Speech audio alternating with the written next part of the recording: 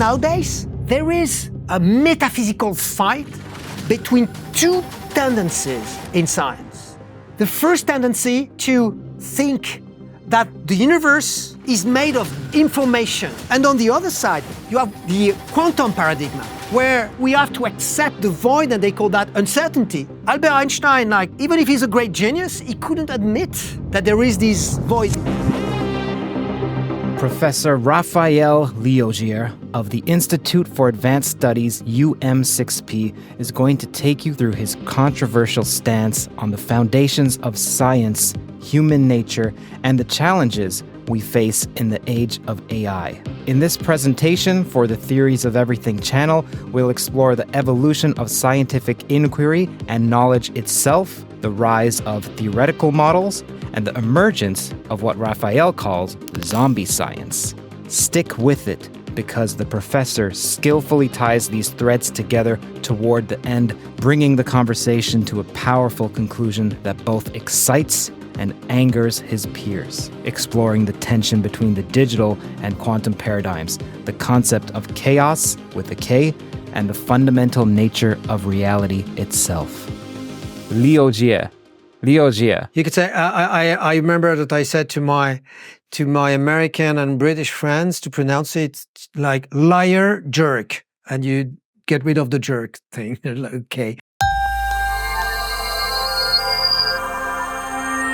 Professor, I'm so glad to bring you onto the Theories of Everything podcast. We met at the Institute for Advanced Studies, and that's where you're the scientific director at the UM6P of the Institute for Advanced Studies in Morocco. Welcome to the channel. Thank you. You're going to be giving a talk on rethinking the foundations of the academy, centered around the question of how can we improve scientific inquiry. Please take it away. Yeah, so the main thing I wanted to say is there are three different aspects in the foundation of science: the anthropological, the epistemological, and the metaphysical. It will be hard and not long enough to develop all that.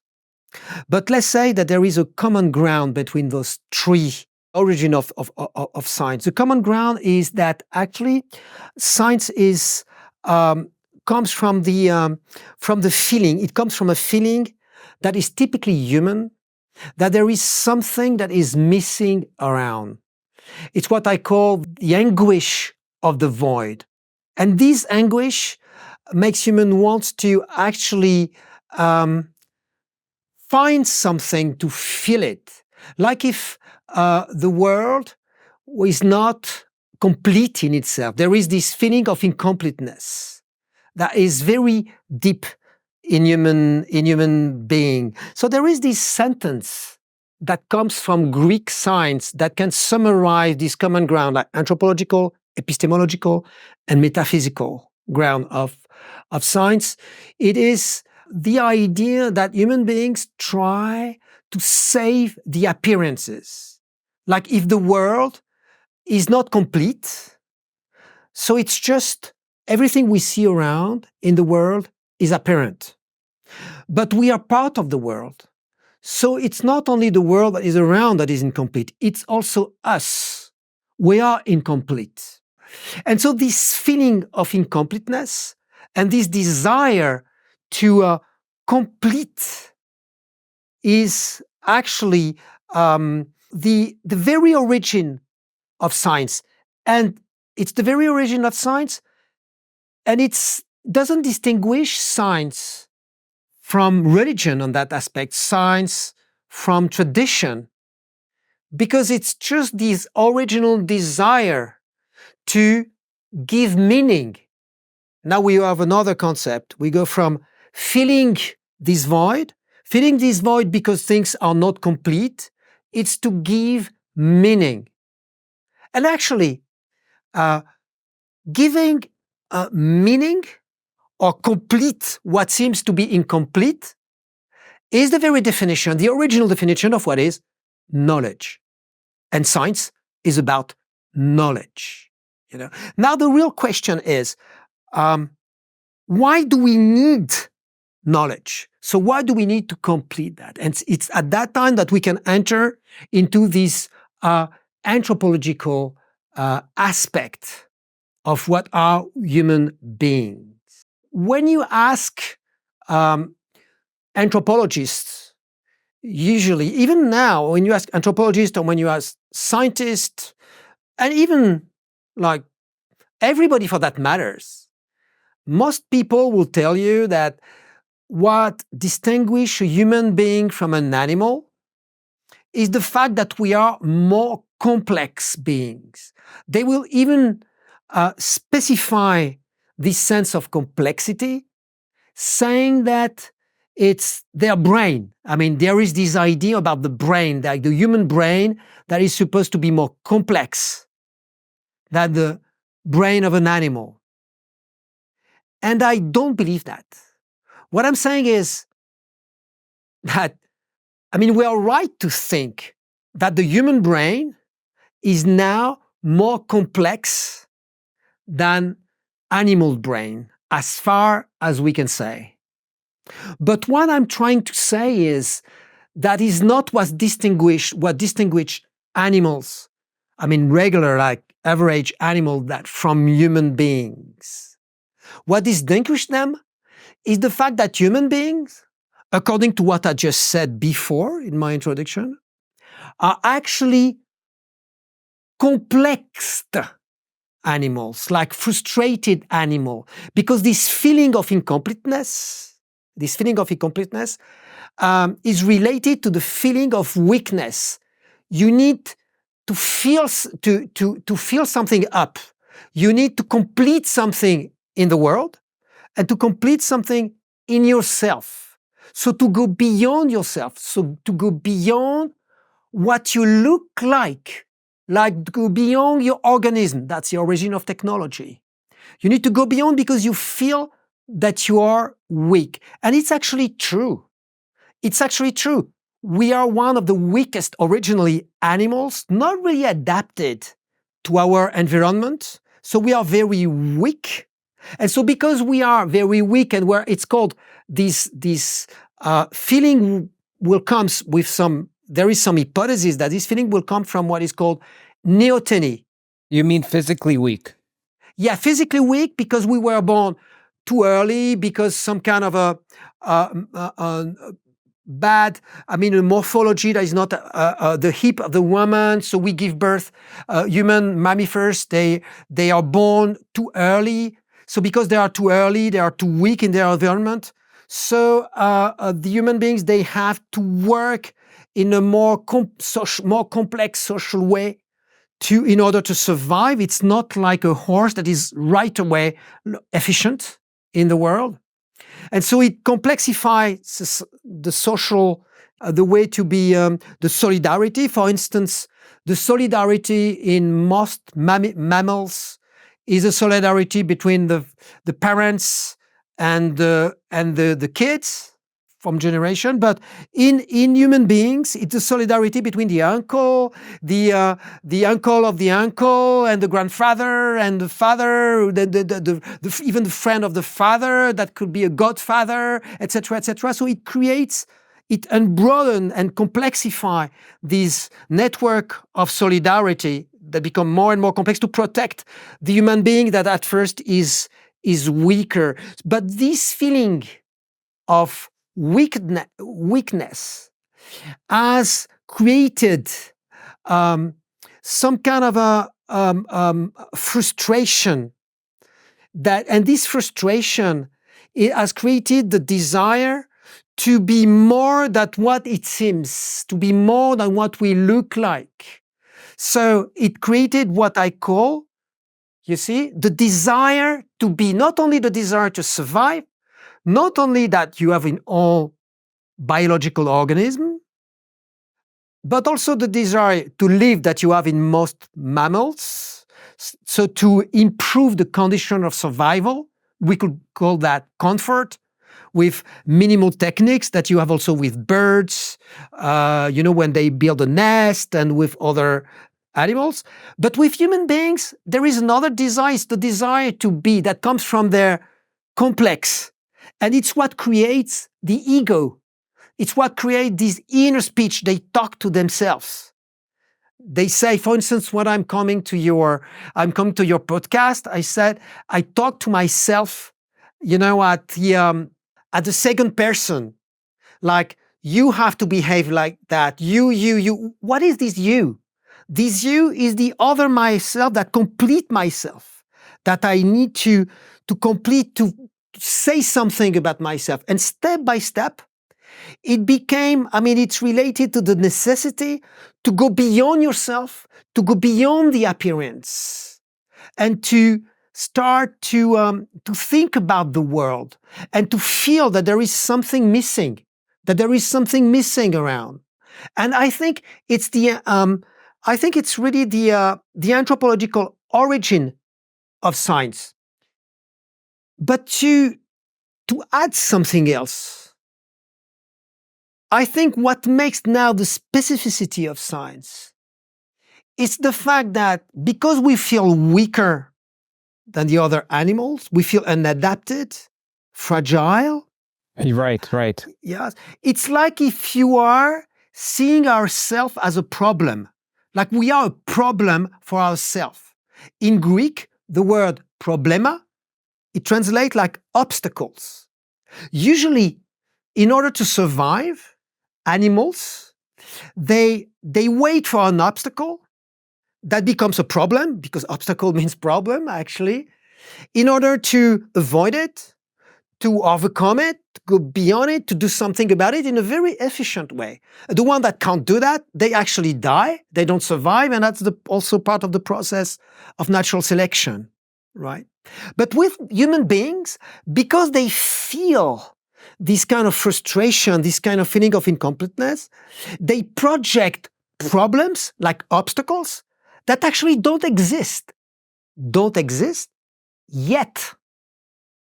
So they make problems because they feel they are a problem for themselves. They make problems. And actually the foundation of mathematics, the origin of mathematics, it's even what it means. Mathema in Greek, that means something that you put as a problem a priori.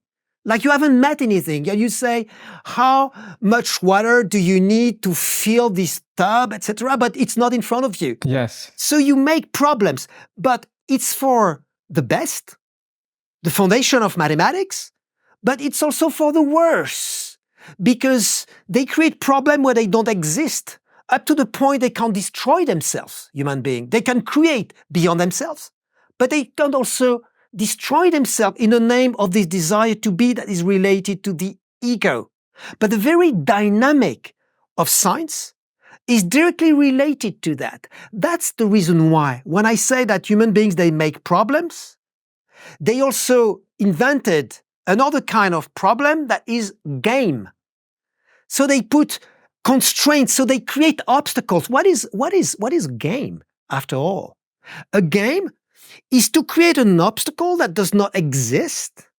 And when you overcome this obstacle, it could be you are just facing yourself, making an obstacle in front of yourself. It's like a game that you're playing with yourself or with others, with different teams or things like that. And it's very ancient, this way. And when you are doing that, when you are winning, you say, you feel good, like you have accomplished something. It's your ego. It's your desire to be beyond, to be more. If you just, think about something that is more recent. Why did we go to the moon? More exactly, why did we spend, have we spent so much money to go to the moon? Because there is no reason on a survival point of view. There is not even any reason on a what I call like the comfort point of view, the desire to live better. There is no reason. But we create an obstacle, a problema. Like it's a problem, it's an obstacle, the distance. How can we do that? Why do we go there? There is no reason. It's just to see ourselves, because we see ourselves as the problem. You remember the beginning. See ourselves succeeding in going to the moon. So we create an obstacle, the distance between the Earth and the moon. But when we are on the moon and we're able to walk on the moon, we turn and we see a new perspective on the Earth, and we are able even to make some experience in the condition of the moon that we couldn't actually do, we couldn't actually perform on the Earth. That will help us. That will help us to solve problems that will actually come to us, but afterwards, and that we will be able to solve just because we were going to the moon, like with mathematics, like with everything. So the very process of science comes from the fact that, how can I say that? That we are problematic animals.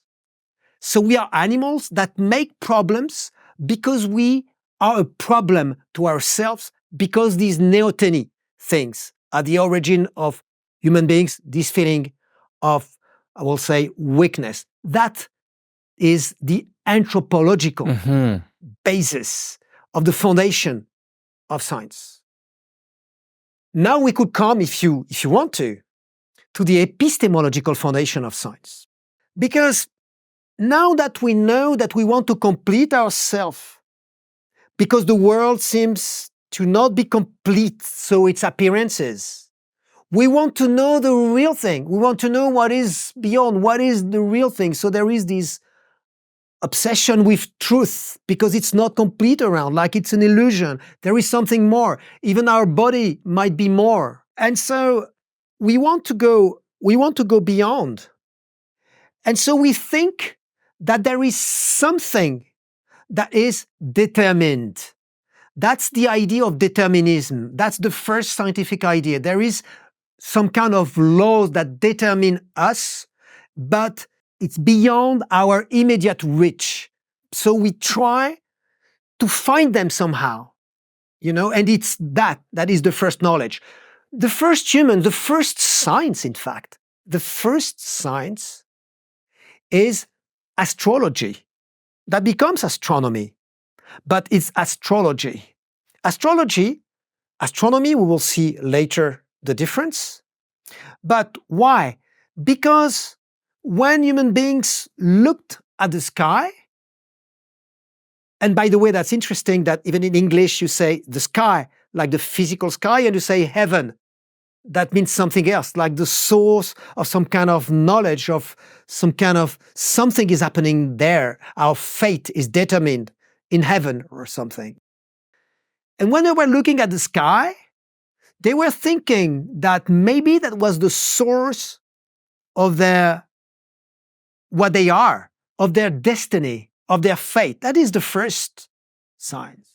So that we are determined by what is happening in the stars. So that's the first science, this kind of science. It's what I call symbolic correlationism, because it's symbolic correlations. It works only with symbolic correlations. It doesn't work with theory yet. We'll come to that. It works only with symbolic correlations. So our way to try to fill the gap that we have in front of us because we think it's an illusion, because we are a problem to ourselves, etc., etc. It's to give meaning through correlations, to give meaning to everything that happens. It's completely open. There is no random event in symbolic correlationism, because it's not, there is no difference between like monotheistic traditions, polytheistic tradition, shamanism, Bible and everything on that aspect. There are differences, many differences, but we don't have time to enter into those differences with those different traditions. But there is one common thing, one common principle. It is everything has meaning. So everything is openly interpreted, be it the word of God, be it the world of nature, of the invisible world, of the spirits, whatever. It doesn't matter. It always have a meaning. So you just give a meaning. And so I remember I did a little thesis like some 30 years ago where I started saying, actually, astrology works, but it doesn't work in the way we think it does. How so? It actually works. Because if we think we are determined, and it is the basic scientific belief that there is determination in everything, that one thing is determined by another, which is determined by another, that things that are here and now are determined by things that were there just before, etc., etc., etc., etc. So, of course, it has something quite logic to think that what determines you most is actually the first moment, like when you are a blank page. The first thing that is written on you, even if it is the very thin thing, it will be the thing that is behind everything that will be written afterwards. So it will be more determinant. It will be stronger. So it's quite logical to think that knowing that even the moon is having some effect on the level of the ocean, that you can imagine that Mars or Neptune or any planet or even like the most remote celestial object could have an effect, even if it is the tiniest effect that you can't see, that you don't have the instruments to measure.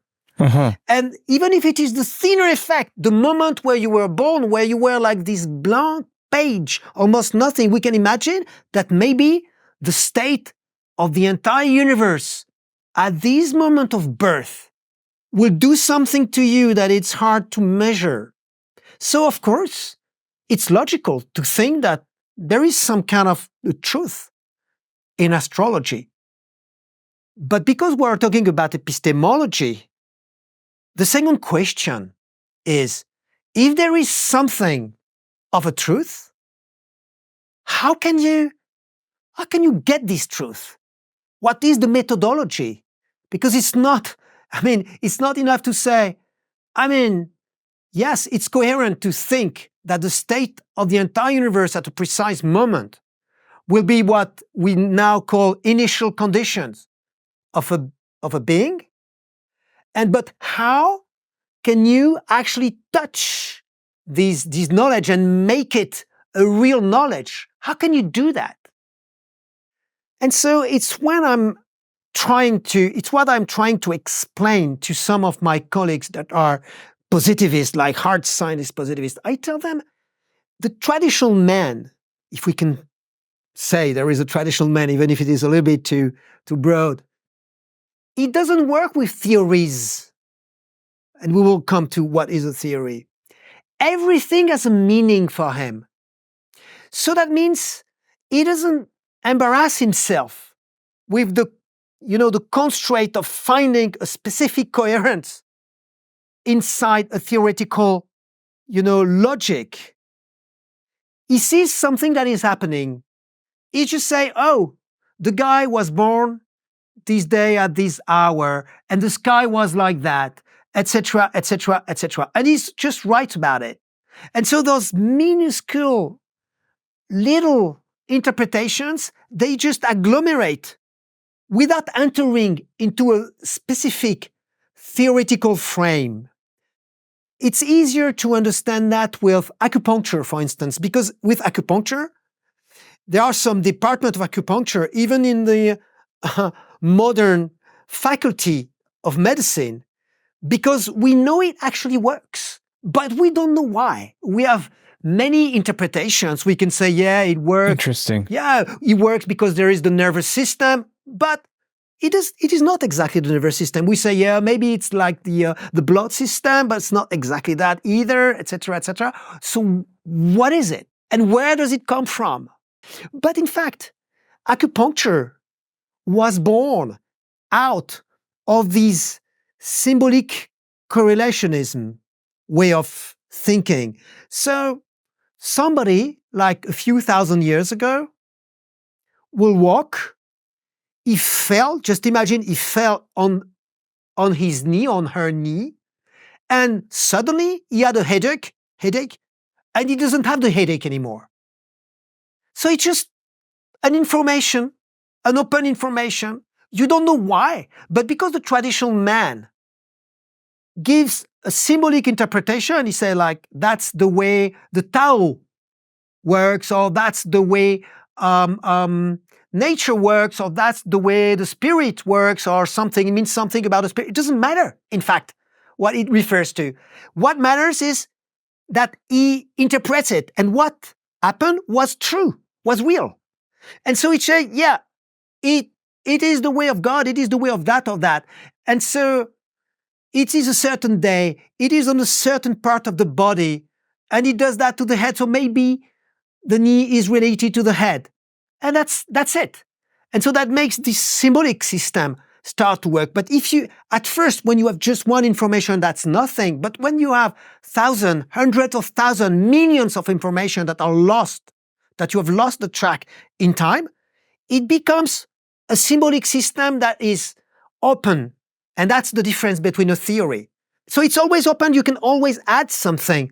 So you will reach a certain kind of knowledge that in a way is deeper than what we reached with theoretical closed, with closed theories, but not as efficient. So you can't build technology with it, but doesn't mean that it's not a certain kind of knowledge that can make you reach a certain point deeper, and deeper. So that's the reason why when we are in our world with a theoretical framework, we try to understand why acupuncture works. So we are like, just imagine that it's like sand, a huge amount of sand. And so you say, look, there is this huge amount of sand. And this huge amount of sand is actually acupuncture. There is this entire knowledge of Qigong, acupuncture, all these things that they have in Chinese culture, ancient culture. And so the theoretical human, I will say, the contemporary human, he will try to understand what's happening by digging, by taking one grain of sand, one after the other, doing that. And he said, I will find something, like I will find a theoretical model behind it, but he will not find anything. And at the end, there is nothing left. And he says, everything is on the other side. And he hasn't found anything because it's a symbolic correlations that actually work and are not graspable in a theory because it's too complex. It's the agglomeration over thousands and thousands and thousands of years, right? So now there is the second time in history of science. Of course, there are many phases, very complex phases, but I try to make it simple in the first part of this interview to be able to come to what I call zombie science. The second time is, we could locate it in space and time. We are not sure, not completely sure, but to make it easy, we can locate it in Greece. And it is there that we had the beginning of what we could say a theoretical way of thinking, theoria in Greek. That means view, but a little bit more than view, even if it means etymologically view, it means perspective, a specific perspective. And a perspective is something that is focused, because when I have a perspective on you, I'm focused. In a symbolic correlations, it's not focused. There, it's focused. So it is the try to find a coherence, but close coherence, why this is happening. For instance, what is the difference? Because we are talking about astrology. Let's say we have this Greek guy, let's imagine, we have a Greek scientist, one of the first scientists. He's walking in Athens and he looked at the sky. And when he looked at the sky, he said, oh, that's interesting. The star is there and there's this shape here and everything seems there. And so he makes a theory, so a perspective, a coherent perspective out of it. He said, oh, the Earth might be at this distance. Maybe if I see it smaller, it's because there is a distance. And he imagines those things and he makes a theory out of it, right? And he's glad with his perspective, with his focused perspective that is coherent, logical, we could say, with cause and effect, not with correlations, because he thinks in terms of cause and effect. It might work this way, he thinks. But it works the day after, it also works the day after, and the day after, the day after. And after a few weeks, he looked at the sky, and there is something that has changed. And he sees that his perspective is not coherent anymore. I mean, if he accepts what he sees now, it doesn't work anymore, this theory. So he feels bad. He feels, oh my God, what's happening? What's happening with me? So at first, it tends, and it's what scientists even do today, it tends to ignore, like it's a detail, Right. the little thing that doesn't work. You know, he thinks to ignore it. He will even call it, like, now we say, oh, it's random. It happened randomly. Or it's an interference. It's the outside. We weren't able to isolate all the variables. So that's fine. Just interference, just random. So he find, and scientists all over the history of science, they tend to find little tricks to pretend that it didn't really completely happen. So to make the theory still being very neat and work and still work. But at the end, next month, it's even worse. It's not coherent at all. So he needs to break the theory. Theory is like a drawer. It's like a drawer. So you have a certain shape. The drawer has a certain shape, and a theory, the coherence of the theory is a certain shape, a certain form. That's the reason why we say formalization, because it has a certain form. And so you try to put object in it, like the universe in physics. Mm-hmm. And that's fine when it fits into it. And at one moment, you can't close the drawer. It doesn't work. So you get angry. So again, you pretend it is not working because there is something that you can fix it, and you try to fix it. And at one moment, you can't fix it anymore because it's too big, because it doesn't work. And so you decide to break this drawer and build another one. That's called an epistemic break in the history of modern science. Is that the same as a paradigm shift or no? It's the same as a paradigm shift. A paradigm shift is a little bit more than a theory, but that works the same way, because in a paradigma is like you have the entire different discipline and theories that are inside those disciplines that can't work anymore because the general perspective that allows them to be coherent is broken. So we could say, let's say, the paradigm shift will be, like the furniture. Inside you have all the drawers. It's the furniture itself. Okay, so the whole chest of drawers is the paradigm shift. Exactly. And doesn't work, so you break everything and you change the furniture. It's the paradigm shift. But that is very interesting.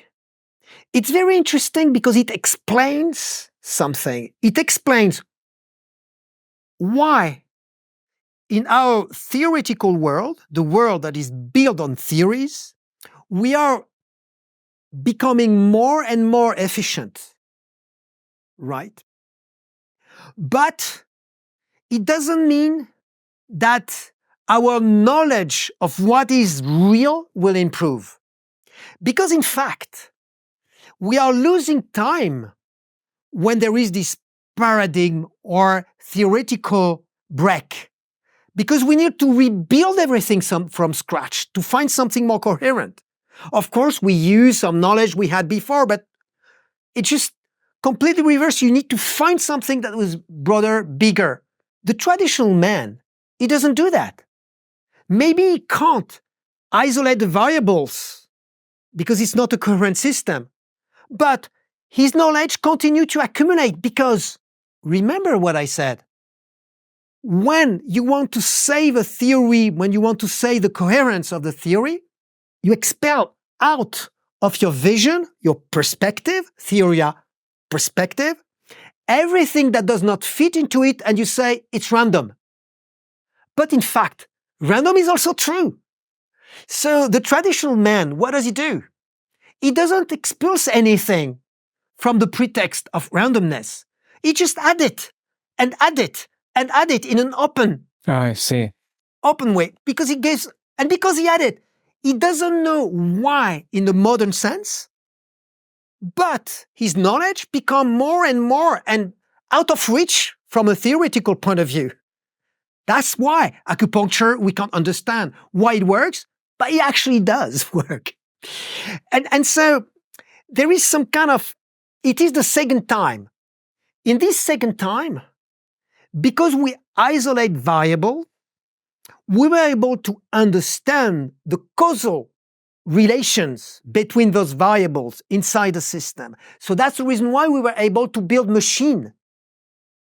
We were able to build more efficient machine. It comes from this theoretical way of seeing things, of accumulate knowledge. It's not that the traditional man does not accumulate knowledge, but it is that when we accumulate knowledge, because we accumulate it inside the drawer, it's immediately something we can use to build machines that are actually built out of the isolation of variables like causal variable, cause, effect, machine, cars, etc., etc., etc., etc., etc.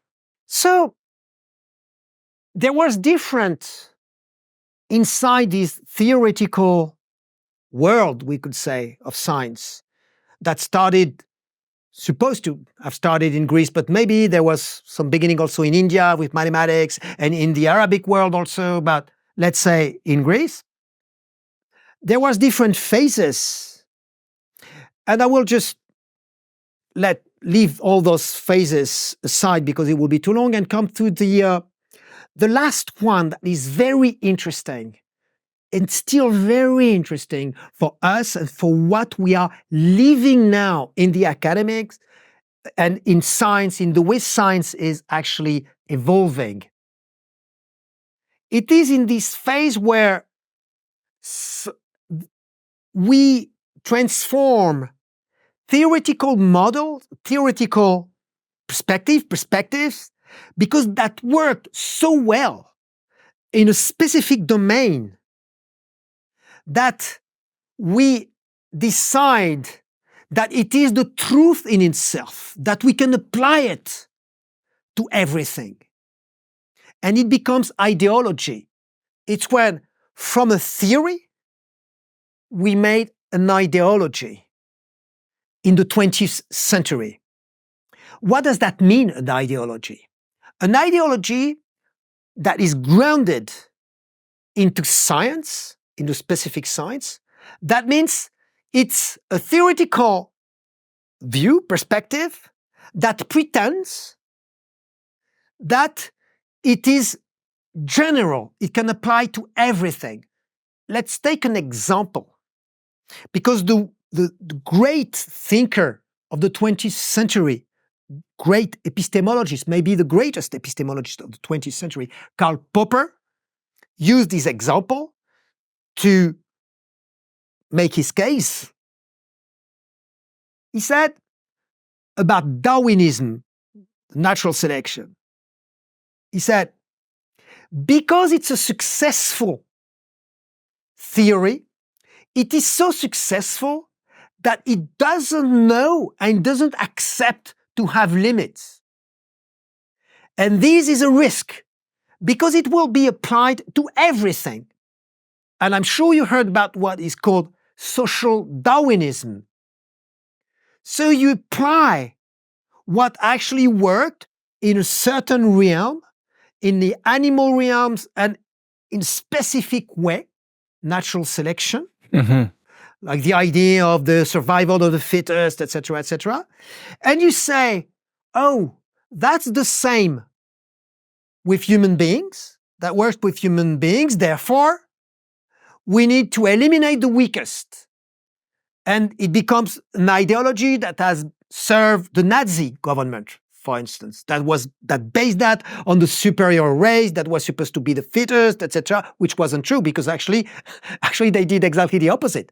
They fought against the one that they were complex, that frustrated them the most, the Jewish, because they thought they were richer, they had bank, they were international, etc., etc. But we'll not enter into those details. But it's interesting to see that the theory, so the view that doesn't see its limit because it's too successful, will be applied to everything without distinction.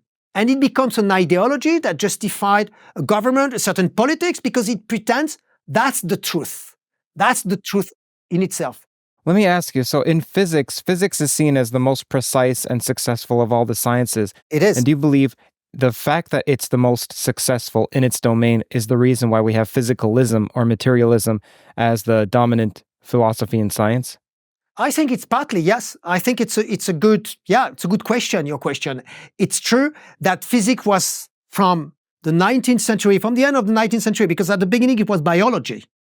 There was this paradigm of biology. Everything was biologic in the end of the 18th and 19th century, but step by step, the end of the 19th century and the 20th century with general relativity and quantum physics and all that, it becomes like the physics paradigm. And it's partly, if we are materialist, it's also because physics was expanded its view to everything around. But it's changing. I think we'll come back to that because it's changing now. It's one of the very interesting things about physics. But in the middle of the 20th century, you're perfectly right. You're really perfectly right. So this risk that can become ideology, make science from science to idol inside the theoretical, with a theoretical model, it's what Karl Popper called totalism. It calls that totalism. So a science gives a total view of the universe from its specific point of view. He says it's not a point of view, that's the universe. I don't understand that last point. Can you please expand on that? What do you mean? It's not a point of view, that's the universe? Because when I come back to what I said when I said, what is a theory? A theory is a focus because it exactly means view, point of view. So a point of view is just a perspective. A perspective has limits. It's a very definition of a perspective. That's the reason why we say, even in current English, you need to see things in a different perspective. But so when a perspective, which is a theory, is a perspective, pretends to be all the perspective in one's, like being the truth of the universe, it's not a perspective anymore. And it's what is totalism. It's what actually Karl Popper called totalism. Yes. So let me see if I understand this. You have and I have a perspective of this cup. It's a different perspective. I see it from the whatever is the back of this circular object, even though there's no such thing. And you see it from the front.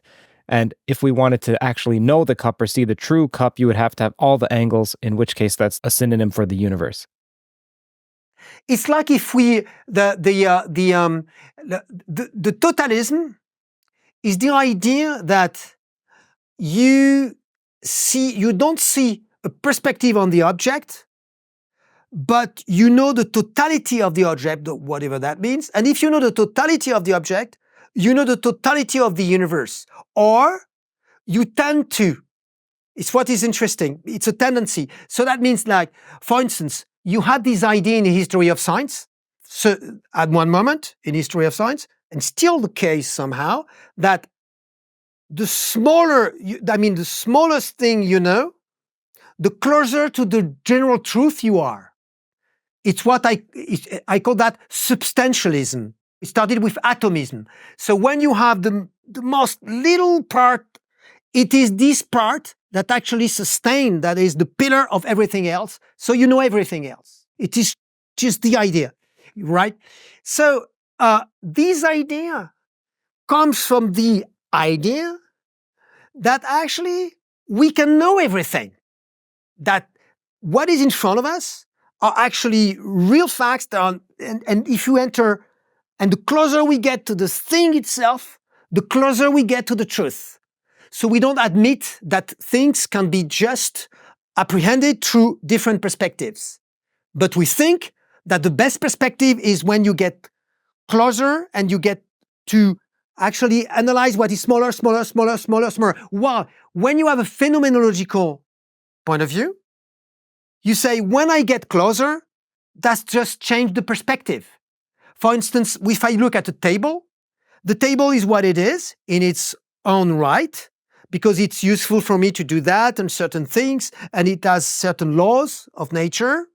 When I get closer, I see the molecular structure, but when I see the molecular structure, I lose the other perspective on the table, and I understand a specific layer that is just the molecular layer.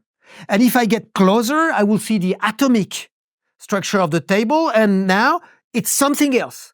So you either think science is only a question of perspective and you will never reach the entire things, or you think that you can reach the entire thing by getting more and more and more and more closer, or further. And so that's for Karl Popper, it's a complete misunderstanding of what is science.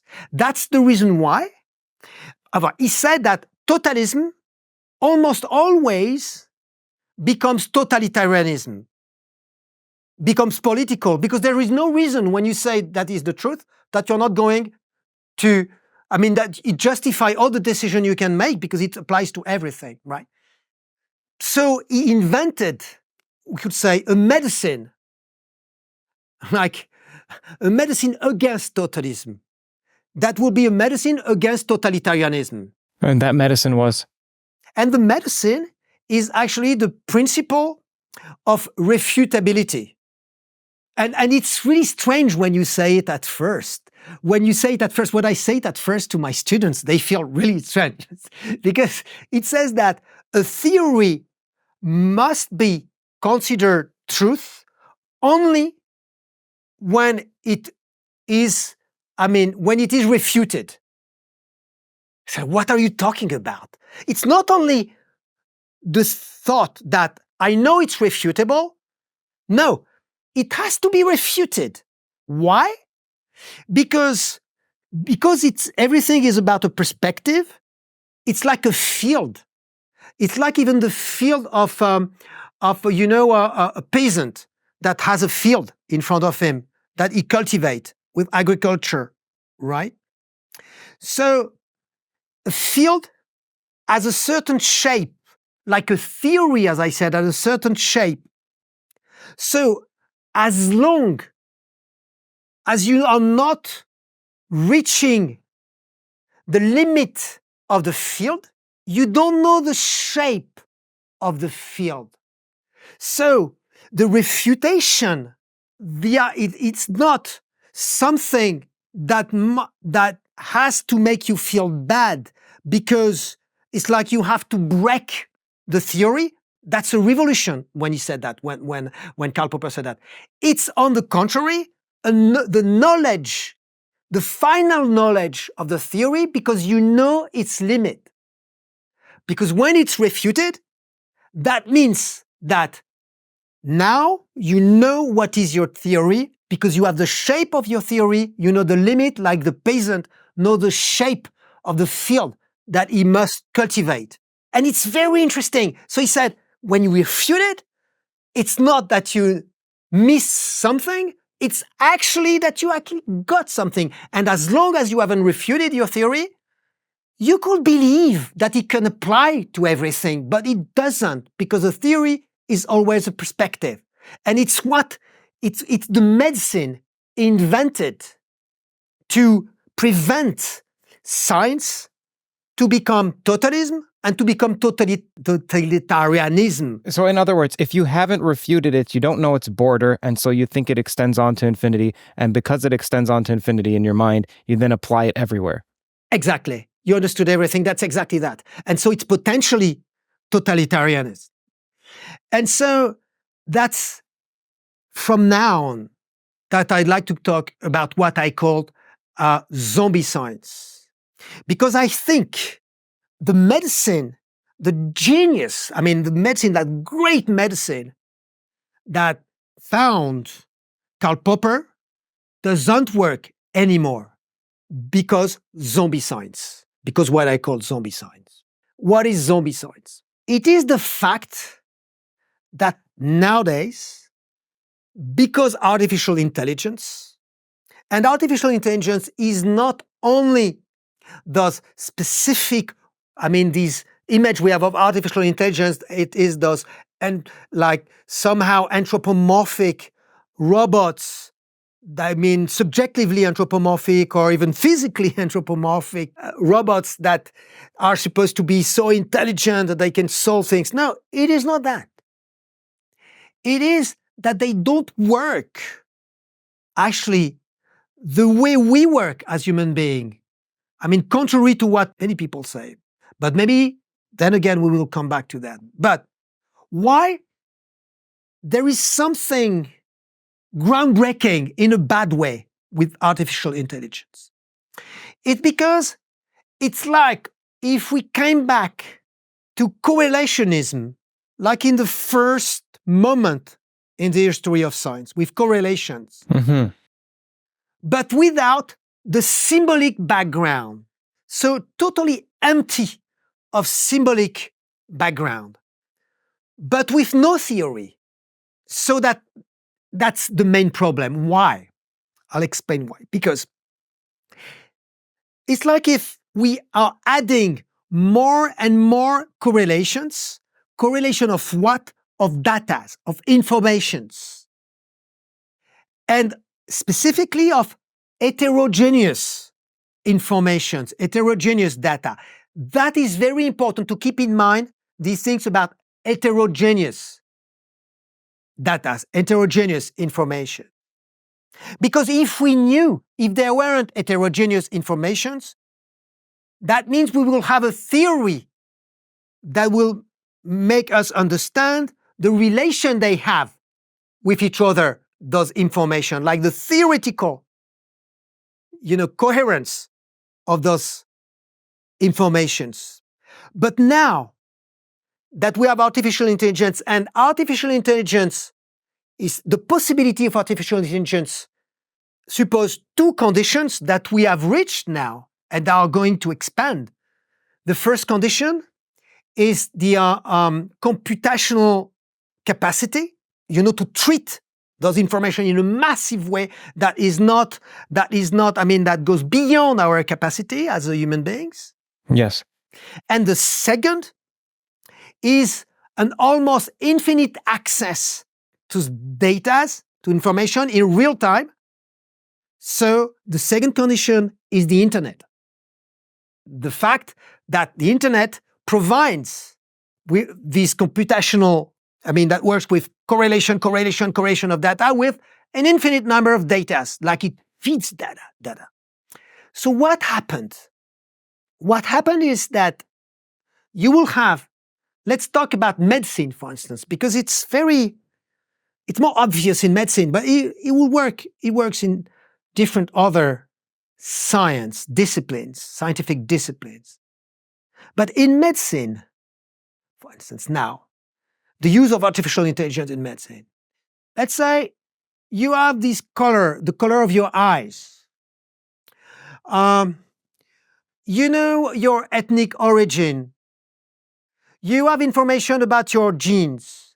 You have information about, things that are totally like the fact that every morning you have the habit, something very like every day, not even structural, that you wake up at that hour of the day and you go at night and you eat at a certain hour and you eat certain things and you put everything in it, all those informations. And you put them, and they are heterogeneous information, they are not related. Like you are blonde, or you're dark hair, or you have that, or something else. You have this size, or not this size, you have this weight, you are other things. And all that, all those heterogeneous datas will be in the box, and they will be linked with the internet, with millions of other people, with millions of data about those other people. and you will have the information, let's say, but I just said that randomly. Of course, it's not accurate at all, what I'm saying, but it's where we go, is what I'm trying to say. They will say, okay, according to that, all those correlations, you have 98.7% of chance to have a liver cancer at 42 years old. And to die, what is I mean, it's accurate. The percentage and everything is accurate, but you don't know why. I mean, the data scientist that did it, he doesn't know why either. Nobody knows why. So it is the first time I see. in humanity, you see? So it is the first time of humanity that the correlations, like in the first time, the first phase, but it's going so fast in efficiency that we don't have time to understand what is actually happening, because it needs time to build a theory with the isolation of variables, etc., etc., etc. So that means that for the first time, the more efficient we become, the less knowledge we have of the coherence, of the reason why we are actually efficient. It is the first time in history of humanity that we reach that point. It's what I call zombie science. Because it goes in one direction, it's more and more efficient, and you, like me, we are not going to refuse it on like a political pretext, like, no, I don't want to submit to zombie science. Yes, I want to submit because I want to survive, you know? Let me see if I understand this.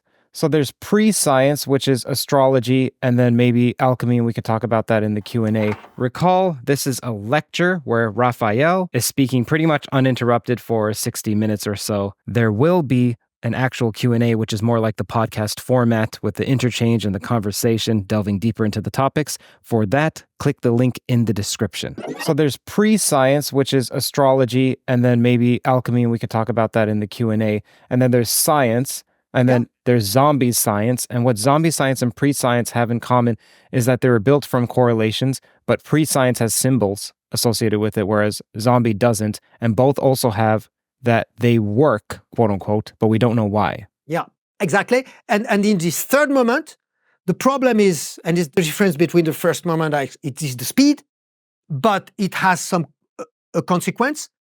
It doesn't give any meaning. So it doesn't fulfill the ambition that was the original ambition of science, a human being, that I talked about in the first part of this talk when I talked about the anthropological, meaning the feeling of weakness, the void, etc., etc., etc., etc. And that is a problem, because zombie science can't be attacked, the problem with zombie science can't be solved with the refutability principle of Karl Popper, because there is no theory to attack. There is no theory, there is no specific field, and it becomes more totalist than what we could have with Darwinism, but without even a theory. And it's full of bias, like racist bias and everything. But you can't control them. You can't say this theory has its limit, because it just goes this way. That's the reason why I say it's zombie, because it doesn't have a heart, not even a theoretical heart. Symbolic heart, don't even think about it. But not even a theoretical heart. So you can't fight against it. And it goes, so the risk is what we could call zombie totalism. And at the end, zombie totalitarianism. And it's what is actually happening at the scale of our planet now, with the social networks and people controlling people, but it's not really people, because in the middle there are artificial intelligence and marketing. It's a world of correlations. And the correlations, when I give my data, the computer knows. He knows. What does that even mean to say he knows? He doesn't know in a current way that it will work better if I see other image to buy that, etc., etc. And it just escape our grasp, our theoretical grasp or our symbolic grasp. That's what is the problem. That's what is the real problem nowadays. It's what I call the epistemological risk, major risk of artificial intelligence. That is not the risk that usually people are pointing out. They say, yes, the machine will replace the human beings, etc., etc. I don't believe in that. I don't believe in that at all. But I believe in the problem with these epistemological risk. But we haven't talked yet about the metaphysical foundation of science. First, there was anthropological. Second, I talk about epistemological with the three phases. And now it's the metaphysical foundation. And it's this metaphysical foundation that we are losing completely today because this zombie science. What is happening now with artificial intelligence? Instead of being a curse with this development of zombie science, I think could be an opportunity to come back to the real definition of what are human beings, of what is human intelligence, and what is human science. When I said in the beginning that human beings are not, at first at least, more complex animals than other animals, but they are first and foremost more complex, like frustrated. And so they create problems. So they create constraints that don't exist to go beyond themselves.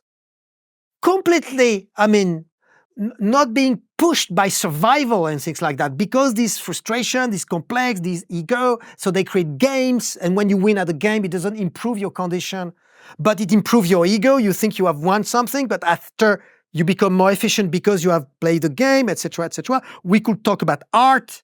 Again, it's part of this thing, this tendency we have in human beings to create problems that don't exist before. We entertain the bad habit in the 20th century up to now to say that we are the most complex animals. We have the most complex brain, etc., etc. What we are is our capacity to solve problems better than other animals. And it was true until the rise of artificial intelligence that are on their way, if they are not already, but they are on their way to be more complex on a network point of view, like the complexity itself, to be more efficient in solving any problems that we face. Let's imagine that even in the 80s, when we were talking already 80s, 90s about artificial intelligence, it was about playing chess, etc. People were saying, even specialists, that as long as it is quite simple, or you play and the machine plays with a regular player, like a medium player, the machine wins. But when it is with the best player on earth, like a human being, like in full capacity of all the complexity of this brain, the machine can't win. Now we say the opposite. I don't know if you mentioned that. We say the opposite. Now we say, when it's a question of complexity, at the end of the day, we know the machine will always win, whatever the level of the player that is in front. So you have ping pong, and you know that one moment the machine will adapt and correlation of data, and at one moment the machine will win, will always win. And so we feel like, as Freud would put it, narcissistically wounded. We feel, oh my God, we have created a God, like someone or something that is more than us, that is beyond our own reach. And we feel bad about it. We say, it's taking out even our humanity. But if we come back to what I said, when I said the very definition of humanity is not to be more complex, but it's to be problematic animals. If we became more complex, it's like just an effect of the fact of this original feeling that we have. So we could say that they are not taking our humanity. It's not possible. Because they will always win, and that's true. And it wasn't the case of animals. So because we got used to be more complex and more efficient, we thought it's our definition. But in fact, it's not because they will win at ping pong that they are more than us. It's because we have the wrong view on what is to be human. To be human is not to be better at ping pong, like to be better at overcoming an obstacle.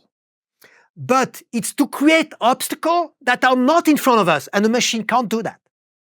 Because the machine can't see why it will create an obstacle where the only thing that is important is to be efficient. And so if we come back to what we are with the desire to be with this thing about this feeling of the void, this thing that we have in us, that we see that there is something missing. And so we need to create games, for instance, obstacles, or we need to create challenges and to create these kind of things, or a new game for that matter. That is not in the reach of a machine because it doesn't have anything. It doesn't have, it is not something that you program, even if a program can program itself to become always more efficient. But it's not a question of efficiency. It's a kind of efficiency that comes from what I call the feeling of chaos that I write, and it's the name of my book, Chaos.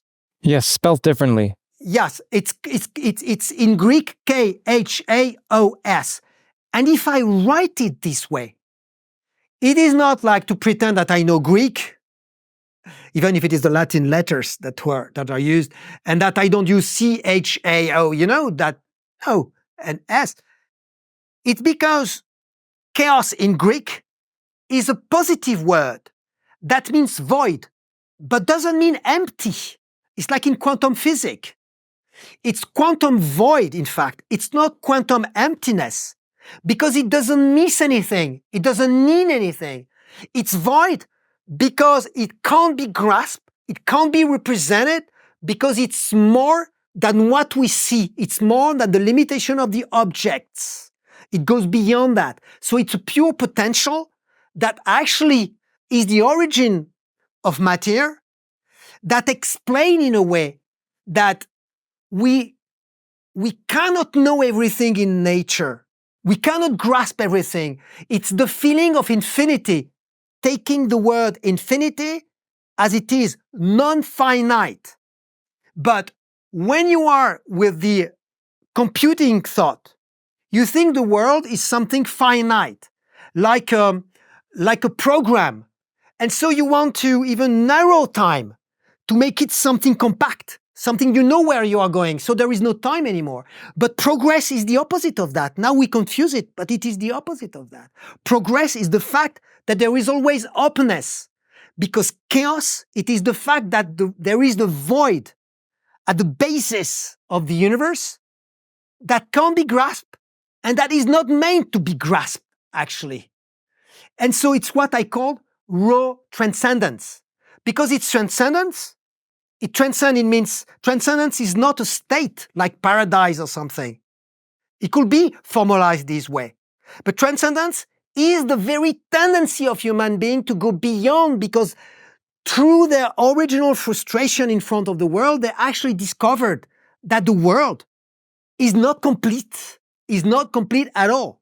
And they found different way to do that with symbolic, with theoria, with all that, And so chaos, it's what gives meaning, beyond all the possible meaning, and so that maintain in human beings this desire to be. And it's actually what we have lost.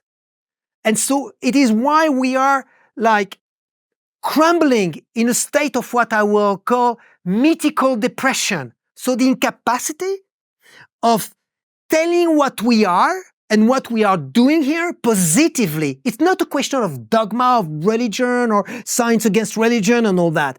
It's the question that we have lost track of the idea that we can go beyond, because the universe is about openness.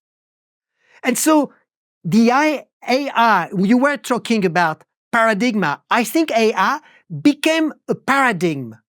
And I think nowadays there is a big fight, we could say even a giant, a metaphysical fight between two tendencies in science, huge tendencies. And I don't know which one of them will win. The first tendency, it's the tendency to think that the universe is made of data, of information. Right. It comes from the vision we have of artificial intelligence, and it creates because we talk about physics like digital physics, for instance. Theory of information. Everything is informations. Everything is just made of informations. Like the human beings, they are just their genes. The universe is just also information, like in a computer game. And even our mind is just the brain, you know. And by doing that, we forgot the very nature of what is a human being, like this void, what I said before, like this thing. We forgot what is the world, the fact that it's incomplete, and we always try to complete it in an open view, and we forget what is the mind. The mind is the void itself. It doesn't have any material ground. The mind is just the fact that there is something, the very name of the mind, in fact, is not the brain. It's just the fact that there is something in nature that goes beyond itself. And we don't know exactly why. We don't know why there is this openness, that there is this thing, but it gives meaning. So on one side, we have that. We could call that, I don't know, the digital paradigm or something like that. And on the other side, you have what we could call the quantum paradigm, where some people start to say we have to accept the void, and they call that uncertainty, since Schrödinger or Niels Bohr, and even the fight with Albert Einstein on one side and Niels Bohr on the other side was already a bit like that. Albert Einstein, like, even if he's a great genius, he couldn't admit that there is this void, this openness. He wanted everything to be restrained to a specific set of cause and effect. And he couldn't understand that maybe cause and effect are a product of our view, our perspective on this layer. But maybe on a deeper layer, it's what shows quantum physics, cause and effect are not yet fixed into the world we know today, the order we know today. But because we can't accept that today, the very word chaos, K-H-A-O-S in Greek, that is positive, that is the origin even of the critical mind, of the idea to go beyond, became chaos in English with the C-H-A-O, which means we need order. We need order for order. We need technology for technology. We need to believe that what is important is order. And what is it? A world when we think that everything is information, it's that everything is ordered. Mm-hmm. Everything is already there. Even if it is a paradox, let me tell you, and maybe that can be my final word on that. There is a paradox in the very idea that the world is made up of pure information. It's totally absurd. I'm wondering if people that are actually pretending that see this absurdity, because what is data? What is an information? Even the very word information said it. It's actually a trace of something else. It's what is an information. It's something that gives a form to something else, but doesn't give the totality of what it is. It just gives the form. That's the reason why it's a trace. It's a print. You know, it's like when we are talking, it's not you. It's just the image of you. It's just a certain number of information. When an animal, like a tiger, for instance, is walking on the sand on the beach, is not there anymore. And when you look at it, you say, oh my God, there is the information of the tiger, because there is his foot on the sand, his paw, you say, on the sand.